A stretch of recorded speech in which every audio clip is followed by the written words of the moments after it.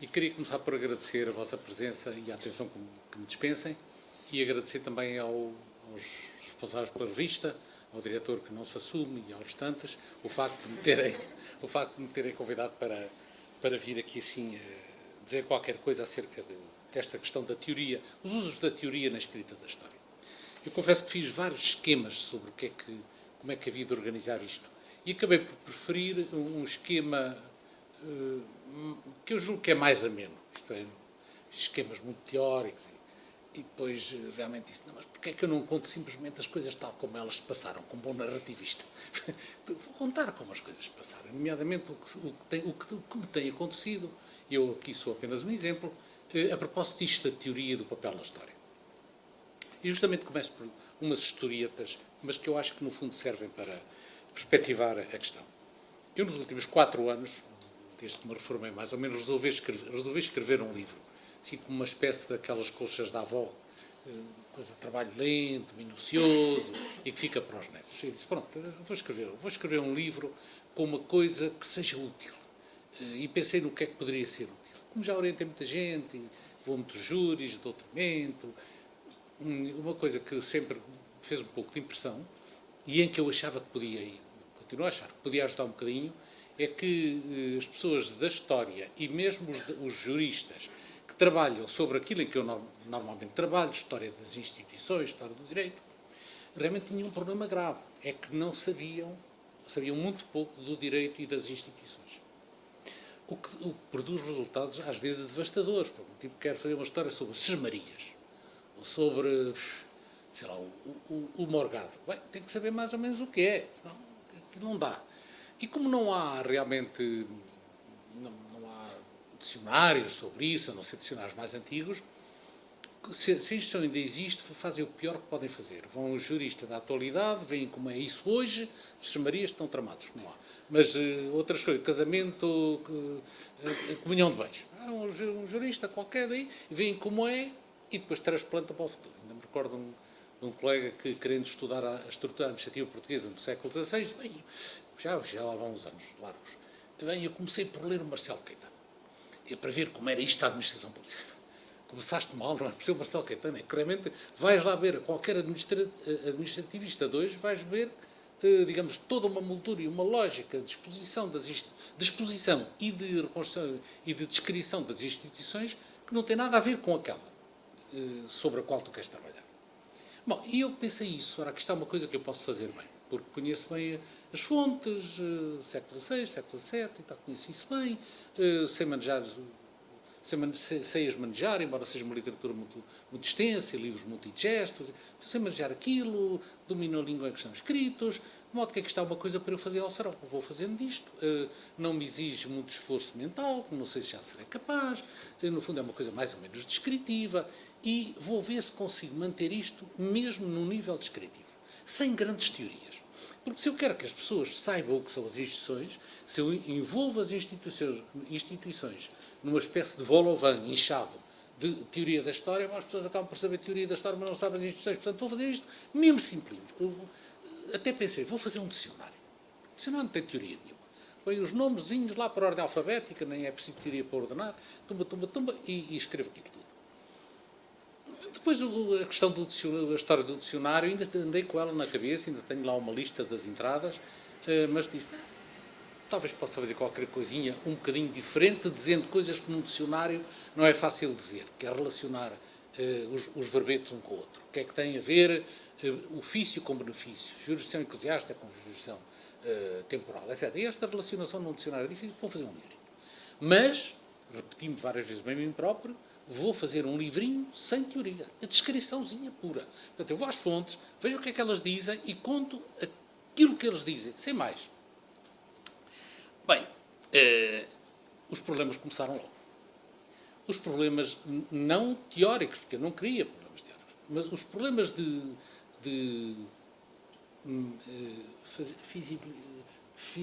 como é que se diz em português? Exato. Isso, é aquela... para executar, não é? Execuibilidade. Esses problemas é que surgiram. Por exemplo, começou pela ordem. No dicionário o problema não existia, é a ordem alfabética. começava por abade e terminava em não sei o quê. Se vou fazer um livro, a ordem começa a ser complicada.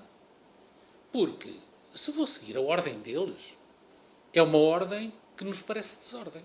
Ninguém entende porque é que os juristas descreviam o universo do direito, desde a família, as sucessões, os contratos, o direito, hoje dito direito público, as jurisdições, o processo, descreviam aquilo de uma maneira, com uma lógica de encadeamento que não tem nada a ver com a nossa ordem mental, e qualquer pessoa, qualquer jurista desde logo, ou qualquer pessoa que olhe para aquilo não percebe porque é que eles passam de umas coisas para as outras.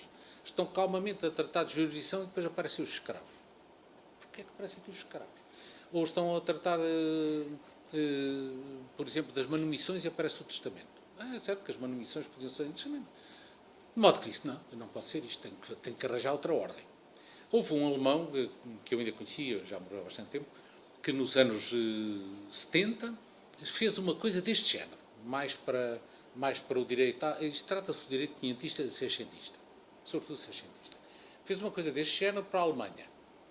É um livro apreciável, com muita informação, e o período também é mais 18 que 17. No entanto, toda a gente lhe dirigiu imediatamente muitas críticas, porque ele, para resolver este problema, que também sentiu, como é que eu vou expor isto, seguiu a ordem expositiva que é habitual nos juristas de hoje, nomeadamente no direito civil. Teoria geral, pessoas, obrigações, contratos, obrigações, família e sucessões, chamada classificação germânica, e que para nós faz sentido. A gente olha para aquilo, desde a faculdade que aprendemos as coisas assim, olhamos para aquilo, claro, cá está, as obrigações, e depois os direitos restos que tínhamos esquecido, e depois a família, e depois as sucessões. É isto mesmo. Porque é que é isto mesmo? Já é complicado. Eu trabalhei a certa altura numa equipa com informáticos que queriam fazer sistemas de emulação do pensamento jurídico. Simulassem o pensamento jurídico. E punham-nos questões embaraçantes a nós juristas. Diziam, como é que vocês pensam? Ou, por exemplo, esta. Vocês leem um caso. Como é que sabem que isto é direito à família? A palavra família às vezes nem aparece. Ou como é que sabem que isto que são direitos reais, ou que são obrigações, ou que são sucessões? Ou seja, realmente a lógica, explicar esta lógica não é nada fácil. E justamente não é nada fácil porque se trata de uma lógica embebida numa certa tradição, nomeadamente de ensinar o direito, que é uma tradição recente que se criou no século passado. Antes havia uma outra. Portanto, isso também não me convence. Bem, há alguns livros, sobretudo no século XVI, entre nós, no século XVII tardio e depois do século XVIII, que tentam fazer uma exposição ordenada das matérias jurídicas, com método, como então se dizia. Uma exposição metódica. Os livros têm logo no título, diz, tal, não sei o quê, instituições, é a palavra que eles utilizavam, instituições de direito português ou alemão, seja o que for, expostas segundo método, metodicamente expostas. Eu disse, pronto, olha, talvez isto. E acabei por escolher isto. Não era atual, era uma coisa que ainda hoje se compreendia, que eles, em todo caso, também entendiam a ponto de ter utilizado esta sistematização para recompor com o método a maneira atabalhoada, eles não achavam que fosse, mas nós hoje achamos que era atabalhoada que usavam antes, e disse, olha, cá está uma coisa, assim, um meio termo, não é nem o propriamente deles, nem é bem o nosso, mas hoje é entendido, porque esta tradição de dividir as matérias como estes livros chamados instituições utilizaram, veio até ao século XIX, e, por exemplo, o Código Civil francês ainda utiliza essa sistematização, porque nós dizemos, bem, isto é uma coisa que as pessoas ainda, pessoas, coisas e ações. Bom, é essa. E realmente isso, talvez, pessoas, coisas e ações. Mas estão a ver, por trás disto, havia uma questão teórica. A questão, digamos, de um modelo de racionalidade aplicado ao direito. Porquê é que nós achamos que uma coisa é ordenada e achamos que outra é desordenada? E de onde vem esta ordem que nós achamos natural das coisas e que nos faz esperar que o capítulo seguinte trate desta matéria e não de outra? É uma questão eminentemente teórica e como compreendem, e devo dizer, extremamente difícil de equacionar. Começou logo, os meus problemas começaram logo aqui e nunca me desembaraçei deles. Porque, claro, o livro foi surgindo, mal bem não, aparecia-me uma instituição que não cabia bem nisto. Por exemplo, direito público. Não cabia. Pessoas, coisas e ações, não está lá o direito público. O direito criminal não cabia lá também. E realmente um grande jurista que seguiu em Portugal pela primeira vez esta sistematização para fazer a exposição de direito português foi Pascoal de Melo Freire, século XVIII, está século XVIII, viu-se tão aflito com esta ideia de que havia pessoas, coisas e ações que quis tratar de direito penal e teve de escrever um outro livro. Outra coisa, se chamam Instituições de Direito Civil, e aí não cabia o direito penal, coube o direito público por umas aldrabices que ele fez, mas não cabia o direito penal e ele teve de escrever um segundo livro. Que realmente, se ele tivesse conseguido lá meter, estaria na primeira obra. O direito público, também não está lá, pessoas, coisas e ações não está lá. Então ele faz uma série de aldrabices para meter lá o direito público. Começa por uma introdução que não fazia parte do modelo, sobre o que era a lei e o que era a jurisdição, e a propósito de jurisdição lá trata do direito administrativo e direito constitucional, diríamos nós hoje, a jurisdição real, a jurisdição eclesiástica, a jurisdição dos corregedores e dos juízes, e disto e daquilo e daquilo outro. Mas claramente isto é um nariz de cera que está ali, que não podia estar, não fazia parte da peça.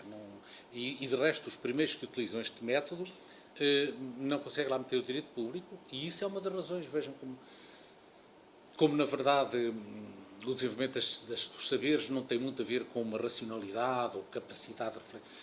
É uma das razões porque a teoria da doutrina do direito público é muito tardia. É que, entre outras coisas, não é que eles não soubessem o que é que se passava nas jurisdições do rei. Eles sabiam o regime. Mas não havia, digamos, não havia uma pipa para meter aquilo. As pipas que existiam, não cabia lá aquilo, estava fora. E por isso é que as instituições de direito público surgem muito mais tarde, já só no princípio do século XVIII, e aí nasce a disciplina de direito público. E o direito criminal é a mesma coisa. Um problema que, como digo, acompanhou todo o livro e lá há umas fugas, o que vale, eu para colmatar essas fugas, então utilizei uma coisa não teórica. Fiz um índice analítico ao fim. Quem não encontrar segundo a ordem, vai ao índice analítico e lá por ordem, uma ordem que toda a gente entende, que a ordem alfabética, lá diz a página, onde o número do capítulo, eu até fiz uma coisa assim à antiga, numerei os parágrafos, né, que já hoje não se usa, portanto lá vai ao parágrafo 2400 e não sei o quê, e lá está aquela brincadeira. Bom, sinal da minha incapacidade de dominar este problema, que era um problema teórico. Um outro problema foi quando eu pensei assim, bem, que é uma coisa que eu sempre pensei isto, mas claro que não queria pegar nisto para não complicar o livro com teorias. Sim, bem, este direito tem uma lógica, como o direito de hoje. Eles regulamentavam a família desta maneira, atingiam a mulher com uma série de interdições e de incapacidades, não por serem maus para as mulheres, não, é que realmente eles tinham uma imagem prévia acerca da condição feminina, acerca da estrutura da família, acerca da estrutura do reino, onde é que estavam os poderes, quando é que emergia o poder. Nós hoje temos a ideia que o poder emerge na lei, por isso é que estamos sempre muito preocupados em fazer leis quando surge um problema que sabemos que é perfeitamente inútil, mas nós achamos que para resolver um problema tem que fazer uma lei. Se mexêssemos cá em baixo, noutros sítios, se calhar resolvia-se o problema. E eles tinham essa ideia. Não é lá em cima nas leis que o poder emerge, é cá em baixo, onde se decidem casos concretos. Portanto, há ideias por trás disto. E a minha ideia foi a seguinte: isto ficava muito mais bonito e eventualmente mais útil se eu descrevesse, além das instituições, a gramática mental que está por trás delas. Claro, eu não tinha a certeza que sempre soubesse fazer isso. Em alguns casos eu sabia que talvez soubesse fazer isso, noutros casos muito provavelmente não sabia, e depois a prática demonstrou isso. Outro problema teórico: como é que se capta essa gramática que está por detrás do atomismo das disposições normativas acerca disto ou daquilo? É aquilo que muitas vezes se designa por o espírito de direito humano, o espírito de direito canónico, o espírito, até há quem também fala disso, o espírito de direito português, que é uma coisa perfeitamente mítica, mas há mesmo quem arrisca em direito canónico, direito humano, a gente pode bem. Duraram tantos anos que algum espírito qualquer particular daquela época deviam ter. O direito português não se veja muito que seja assim uma que tem muito espírito, mas no Brasil também, o espírito do direito brasileiro, sempre a ideia de o que é que o direito brasileiro pode importar por estar de acordo com o seu espírito, ou o que é que é distante. Outro problema, francamente teórico, que eu tentei resolver, mas que me obrigou a trazer teoria, e lá tenho uns bocadinhos de envergonhados uns parágrafos em que digo, bom, e tal, realmente, esta constelação jurídica das normas que regulam a família tem por trás o imaginário da família. É claro, dizer tem por trás é a maneira fácil de dizer, porque não se diz realmente nada. Por trás dos grandes homens, por trás do grande homem está uma grande mulher. Por trás, ou por frente, ou por baixo, ou por cima, quem sabe, enfim. Portanto, não dizem realmente nada, mas são destas metáforas que nos ajudam a dizer qualquer coisa que não diz muito, mas alerta pelo menos. Aqui há um pormenho. Este tipo não sabe dizer mais do que dizer que está por trás, mas este que está por trás, isto aqui é mais complicado e, portanto, brincaria é aqui. Até o título me trouxe problemas teóricos. Porque, como é que eu hei de chamar este livro? Pensei logo num título bonito, chamativo, etc. Mas eu, que estava naquela onda de uma coisa simples, descritiva, que as pessoas percebam o que é que tem, dizia, eu não posso fazer um livro simples, descritivo, e começar por um título que não é nada descritivo. Destes títulos muito bonitos que há e tal, mas claramente, o que é que este livro tratará? Depois põe-se um subtítulo em que se tenta explicar melhor, mas ainda se baralha às vezes mais. Diz, bem, como é que eu vou chamar isto? E pensei, olha, como eu adotei este método, esta ordem expositiva das instituições, destes livros chamados instituições, olha, era engraçado eu chamar-lhe instituições de direito português, moderno. Mas depois comecei a pensar, não, isto tem teoria mais escondida, contrabandeada. Por um lado, hoje, um livro que se chamasse assim não estaria nada na moda. Isso são títulos típicos do século XIX.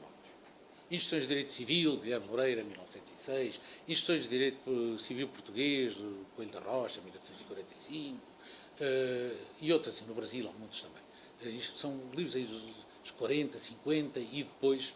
Portanto, estava muito ligado a uma certa moda de chamar livros.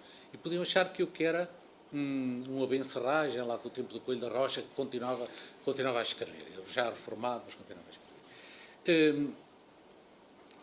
Mas mais do que isto, o título Instituições trazia consigo, aqui entra numa outra teoria, num outro ramo da teoria, que aliás eu gosto muito, que é aquilo que se tem chamado bibliografia material. De que modo é que o objeto livro, com as suas características materiais, e o título, até certo ponto, é uma característica material de um livro, influencia o conteúdo.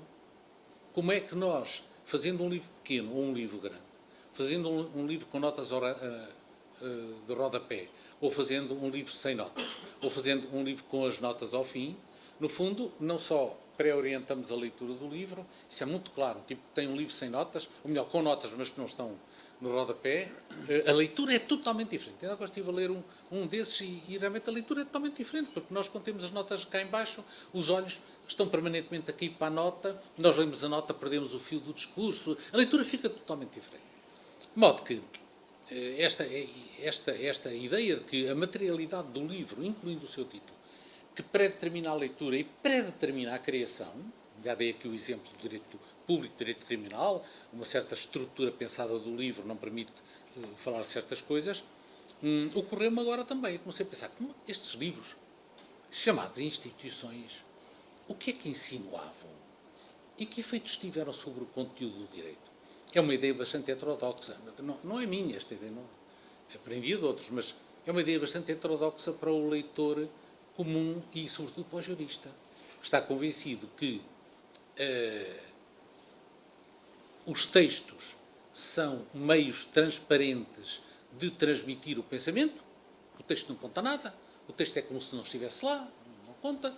E a escrita do texto é uma maneira realmente de evidenciar, transparente também, de evidenciar o texto. Portanto, escrever à mão ou escrever impresso, ou melhor, imprimir o texto, ou escrevê-lo à mão, ou imprimi-lo até com uma mise-en-page certa, determinada, ou outra, seriam coisas indiferentes. Bem, esta corrente da bibliografia material, no fundo, diz precisamente o contrário. Não?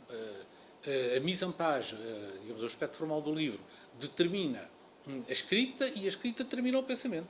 Tudo ao contrário.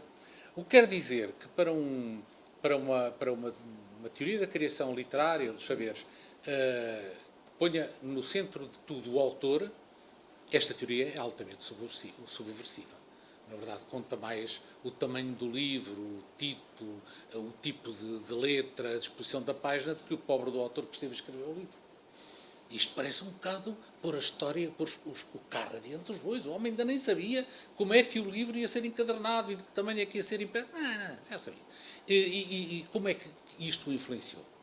A verdade é que eu já estudo muitíssimos estudos sobre isso, de vários autores, desde o Jacques Udi também escreveu sobre isso, sobre como a forma determina o conteúdo, até autores de Chartier e autores de sociologia da literatura e da bibliografia, o neozelandês, agora esqueci de repente o nome. Neozelandês? Aquele...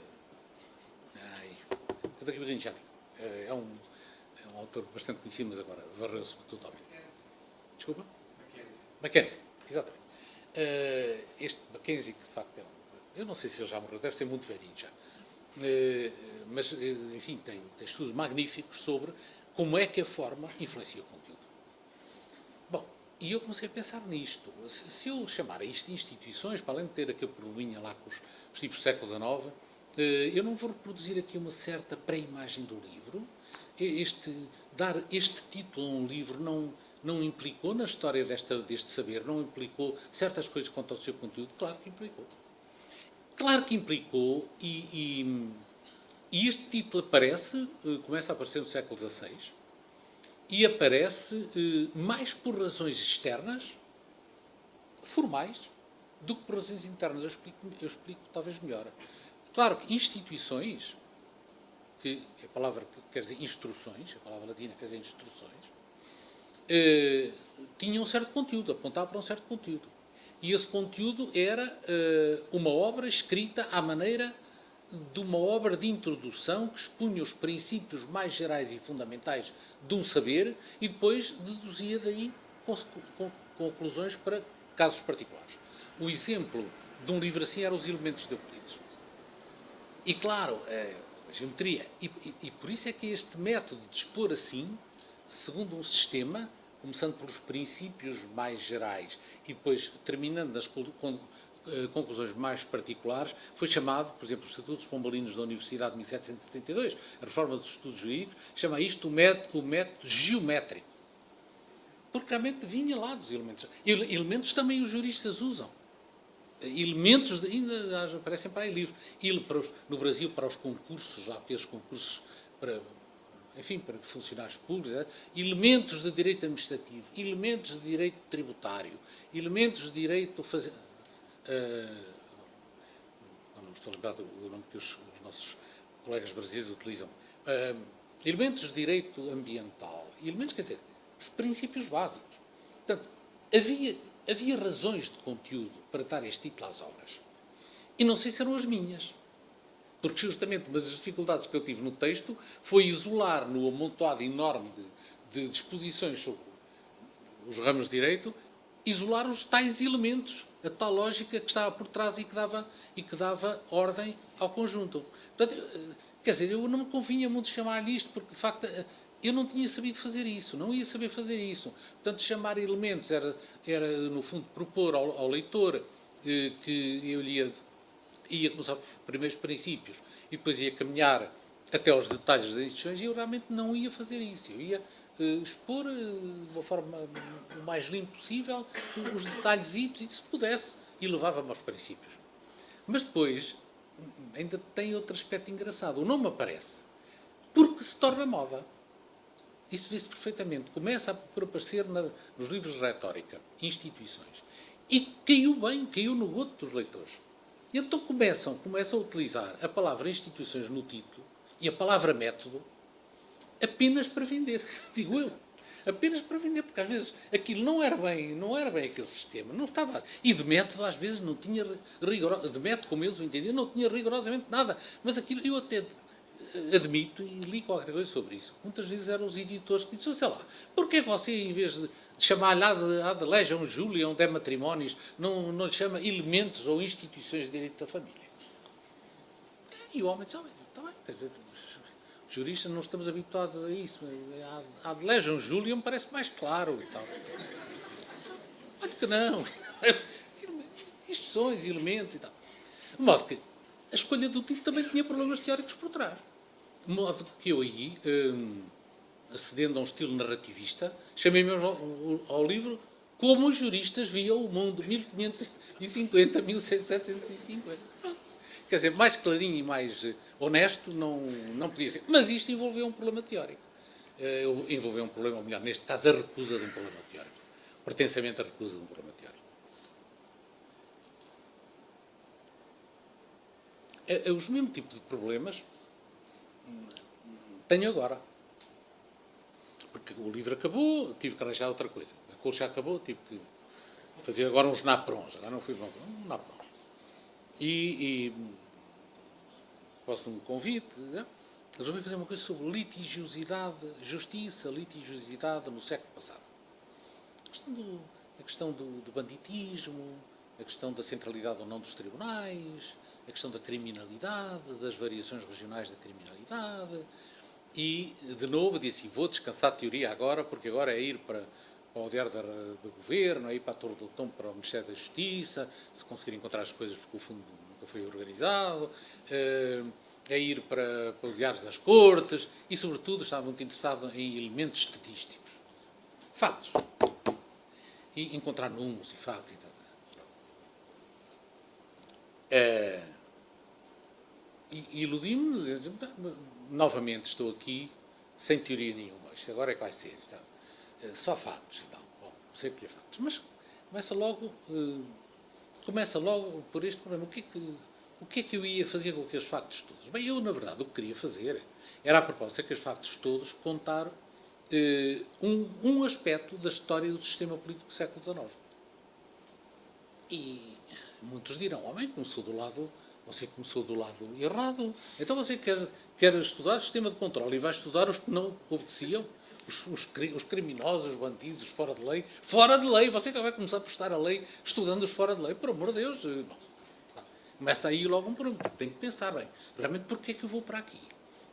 Como é que eu estou? Qual é a lógica que me leva a abordar isto, querendo eu fazer um trabalho sobre sistema político oitocentista? Era o que me interessava, não era outra coisa.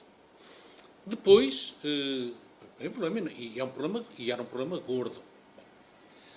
Segundo problema, eu tinha lá os números dos criminosos, tenho os números dos criminosos, estou a ter, porque alguns ainda não consegui, mas estou a ter e tal, com muitos problemas hermenêuticos, como é que estas listas foram feitas, quem é que contou, como é que contaram, inventaram ou não inventaram os números. Às vezes dá a impressão que sim, porque há uma circular que vai de Lisboa para os concelhos todos do Reino e passado 2 meses alguns já mandaram a resposta. Bem, às vezes eram tão pequeninos que de facto não...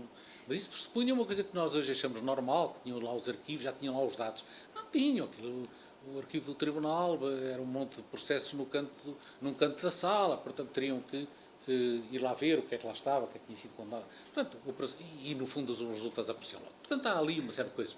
Depois outras coisas do género, parece que há oscilações naturalmente da criminalidade, de distrito para distrito, mas isso são um bocado estranhas numa comarca ou num distrito. Eu agora organizei os dados por distrito, que é mais fácil.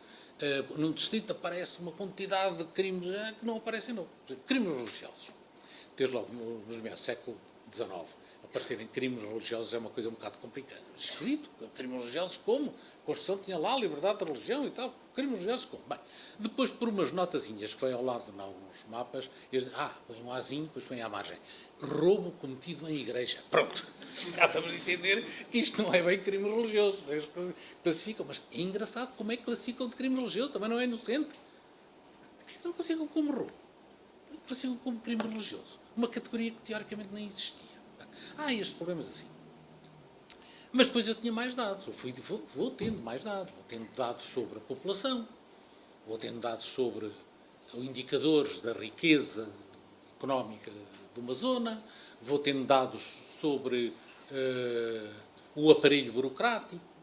Isso às vezes, arranjar estes indicadores não é fácil. Tem que ser uma coisa um bocado indireta. Mas tenho dados sobre isso tudo. E agora dizer, bem, agora vou relacionar isto. Vou ficar aqui umas coisas à maneira. Digamos, muita gente não se põe este problema. Na verdade, há aqui problemas teóricos. Porquê é que eu acho que é legítimo relacionar o número de crimes com a população? Bem, parece evidente. Se há mais gente, mais crimes.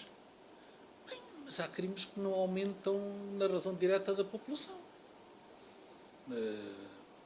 Por exemplo, o crime de contrabando pode ser... Viseu pode ter... Lamego pode ter imensa população. E tinha. Mas não tem fronteiras. Contrabando lá não há. Contrabando é Aveiro, é Leiria, é o Algarve e é a Raia. Aí é que há crimes de contrabando, nos outros não há. Ou arrancamento de marcos. Não há em Lisboa. É um crime tipicamente rural. Tipo, vai lá à noite, eu vi uma aldeia, sei como era isso. À noite muda os marcos, no dia seguinte o vizinho vai lá com uma sachola, muda outra vez os marcos e se lá estiver o vizinho dá-lhe uma sacholada na cabeça, pronto. E lá temos mudança de marcos e depois temos ferimentos ou agressões.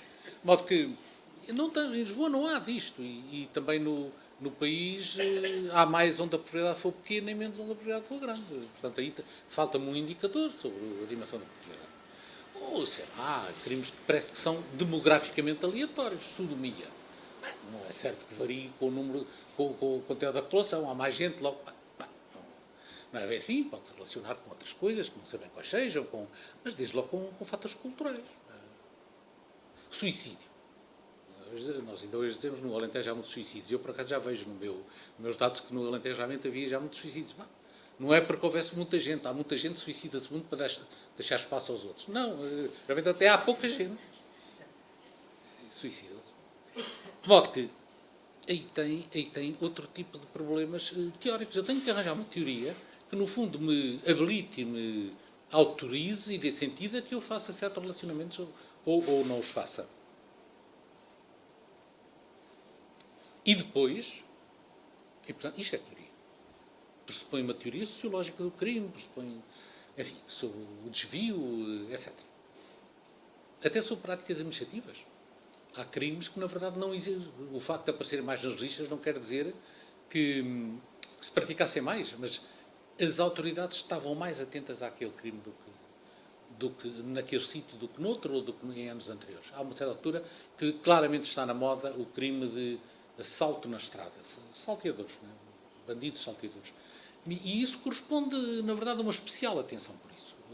Nessa época, o problema da segurança, da ordem pública e segurança, que era muito gritante nos anos 30 do século XIX. Então aparecem muitos crimes desses e muita gente condenada à morte por ser salteador ou bandido.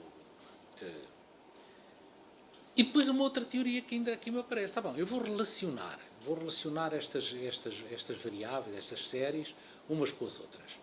Bem, mas eu tenho que saber a teoria subjacente ao modo de fazer a relacionação. Aqui falo sobretudo de teorias estatísticas. Nós, muitas vezes, quando falamos de teoria na história, não estamos a pensar nestas teorias. Estamos a pensar noutras grandes teorias explicativas. O marxismo, o weberianismo, o Foucault. Bem, mas depois há assim a regressão linear, a análise multivariada, análise de clusters. E isso tem uma teoria por trás. Uma teoria que nós não somos...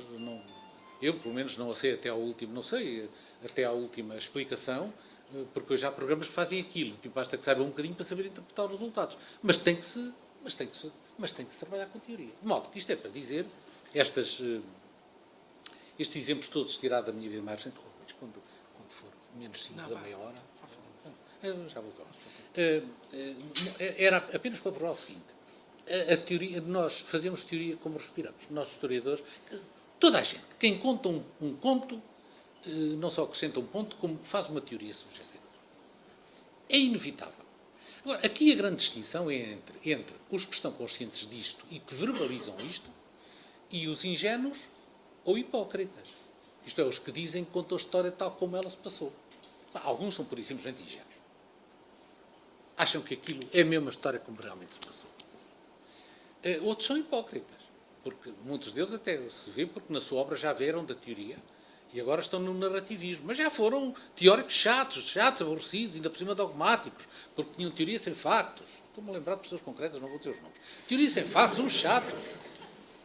Com obras em que queriam impingir esquemas explicativos para isto e agora estão narrativistas, mas eles sabem que há teoria. Portanto, são hipócritas, não são ingênuos. E os ingênuos eu perdoo mais facilmente. Agora, os hipócritas não perdoam muito facilmente. Sobretudo quando se põem depois a dar lições de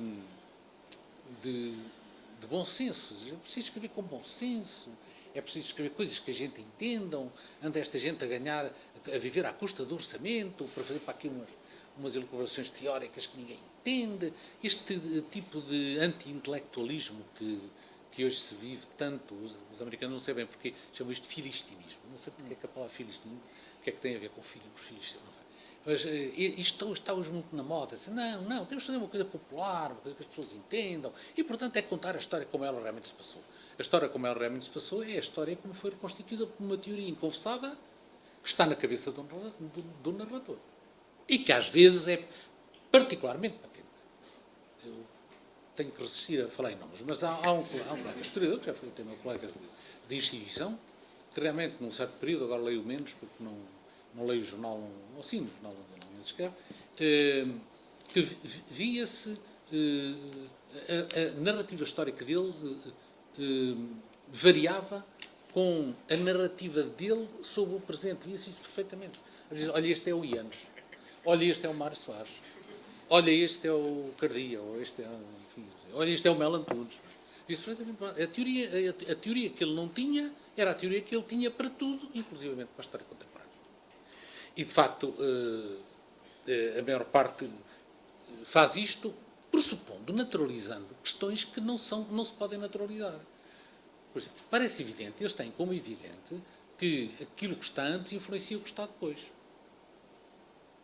Post hoc, propter hoc.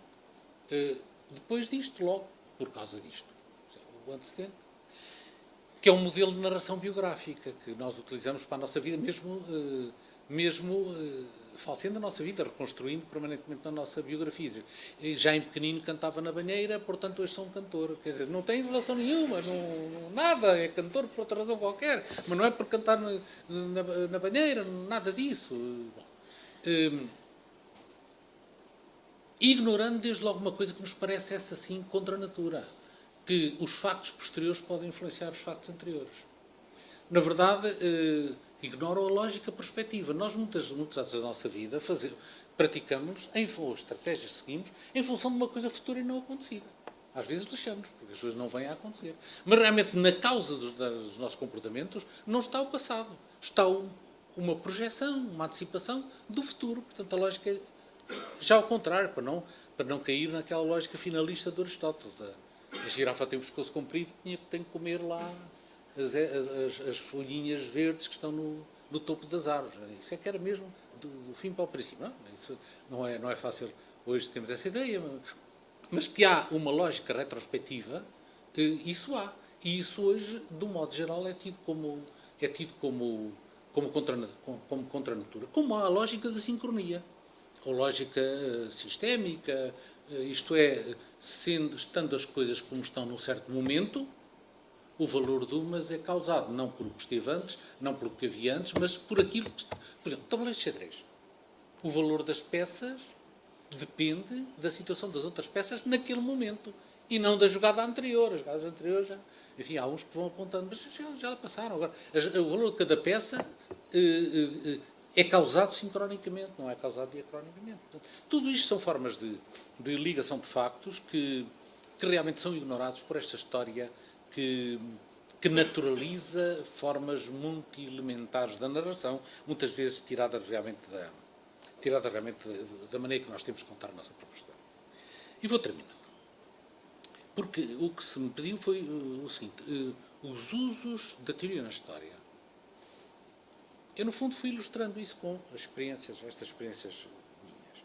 Mas podemos perguntar, mas para que serve realmente a teoria na história?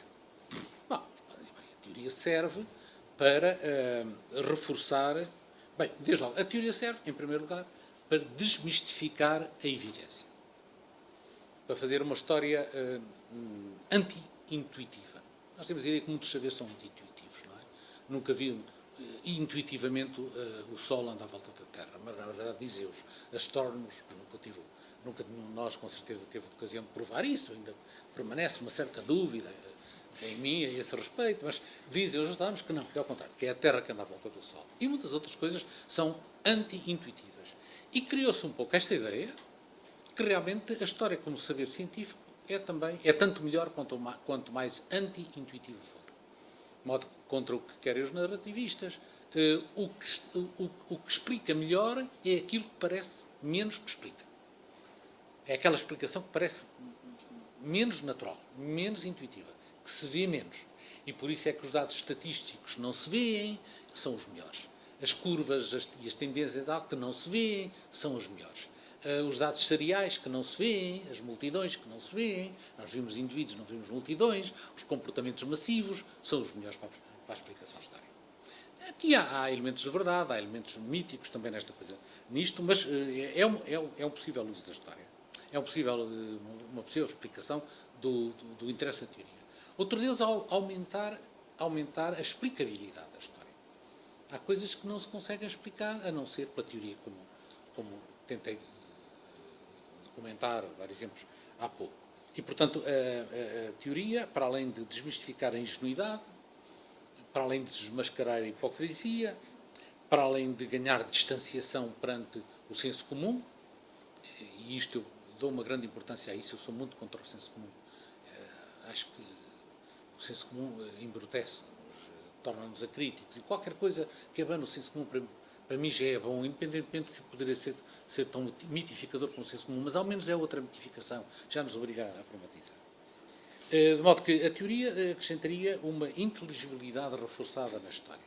Mas eu, com toda a franqueza, eu não creio que sejam estas as principais razões que levam os historiadores a cultivar mais ou menos a teoria. A meu ver, são explicações de tipo pragmático que explicam isso. Isto é, são intenções dos historiadores de construir ou aumentar o seu prestígio e, ao mesmo tempo, diminuir o prestígio dos outros. São lutas dentro do campo histórico. Eu vi isso tão bem na minha vida, que já tenho 40 e tal anos de vida, 45 anos de vida profissional, vi bem como isso funcionou. Por exemplo, no contexto dos anos 60, em que havia dois tipos de história estabelecida. Havia um tipo de uma história patriótica, exaltadora, João Amial, em que havia uma narrativa, havia uma teoria por trás da narrativa. Era uma teoria de exaltação dos valores portugueses, da gesta dos portugueses. Toda a história não era realmente empiricista. Não era empiricista, por vezes, do ponto de vista empírico, não acrescentaram muito, mas era toda ela recheada de lições, uma história mestra. E havia uma história, sim, empiricista, uma história positivista. Bem, os historiadores que se quiseram destacar nos anos 60 finais, início dos anos 70, tiveram que propor programas alternativos a estes. E os programas, o programa que era alternativo em relação às duas coisas, era um programa teoricista. Era fazer uma história baseada na teoria, em teorias explicativas fortes. Que era anti-empirista. Nós podíamos dizer, um positivista, o documento, tal, não vê além daquilo.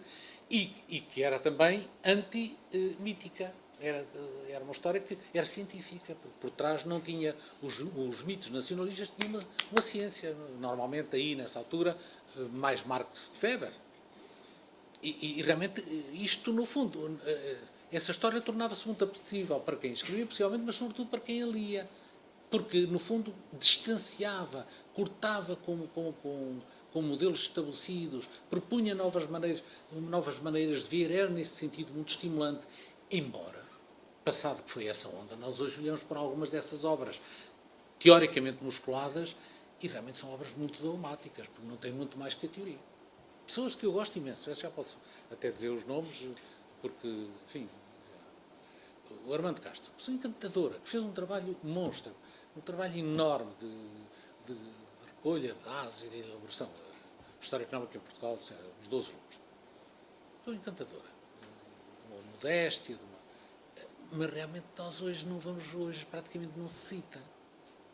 Porque apesar de, enfim, de ser uma recolha monumental, muito baseado no Gama Barros, poucas fontes novas, muito Gama Barros, mas sobretudo tinha uma musculatura teórica que de facto praticamente comia tudo o resto. Se ele um dia resolvesse tirar as notas todas com os factos, aquilo subsistia na mesma. E outros, na altura, também pessoas muito estimáveis, e mais tarde, agora digo o nome, enfim, mas porque não vou dizer mal, claro, o Manuel Vila Verde Cabral, os livros sobre o século XVIII e XIX. Estimulantes, gostei imenso de ler, tal, aqui está uma coisa, explica isto tudo e tal, toda toda a história do século XIX fica aqui muitíssimo bem explicada. Já Oliveira Martins tinha feito qualquer coisa, chama isto, mas realmente era uma história muitíssimo dogmática. Se lhe tirarem todos os factos que lá estão, que de resto são quase todos factos já conhecidos, aquilo subsiste na mesma. A história, o livro mantém a sua lógica. Porque, na verdade, era uma história dogmática. Ora, isso é que é o risco, no fundo, da teorização da história. É quando, por uma razão qualquer, mas nomeadamente por esta, de querer construir a diferença para si próprio, de construir uma imagem inovadora, mais científica, mais inteligente, mais internacionalizada, mais globalizada, mais culta deste tipo de cultura, os problemas teóricos se isolam dos problemas metodológicos. Ou seja, se um tipo tem uma teoria que se traduz em problemas depois metodológicos de fazer a história, como aqueles que eu há bocado falei a propósito desse livro meu, estes problemas teóricos todos traduziram-se em problemas metodológicos. Como é que que título vou dar? Como é que vou organizar a exposição? Tudo coisas práticas. Eu realmente precisava de resolver aqueles problemas no plano metodológico e não os podia resolver sem os equacionar do ponto de vista teórico. Agora, se os problemas teóricos não desembocam em problemas metodológicos nenhums, isto é, se não mudam em nada a maneira de fazer história, ou seja, onde procurar os dados, como tratar os dados, como explicar os dados, eu arrisco-me a dizer que se calhar são historicamente estéreis. Poderão servir para reflexão filosófica, metodológica, muito genérica, mas realmente, do ponto de vista histórico, correm os riscos de ser estéreis, no fundo, serem aqueles narizes de cera que todos nós temos nas nossas coisas, em que começa um prefácio em que tal, prometemos ali construir a Torre de Babel e depois passamos para a exposição e tudo aquilo que está no prefácio, na verdade, não encontra nenhuma tradução. Nesse caso, a teoria realmente representa um perigo. De modo que os usos da teoria, que são, a meu ver, fundamentalmente pragmáticos, nesse sentido têm a utilidade que têm, ligada à estratégia de vida das pessoas ou dos grupos, dos historiadores, pode ser uma estratégia pessoal, egoísta, pode ser uma estratégia de grupo, podem contribuir para uma maior explicabilidade dos fatos, na condição que tenham alguma coisa a ver com aquilo que se passa na oficina do historiador. De modo que a minha posição hoje é assim uma posição assim, teoria sim, desde que me seja útil. Desde que não me seja útil, tenho mais prazer e já não tenho muito tempo de vida. De modo que o melhor é não me meter nisso. Muito obrigado.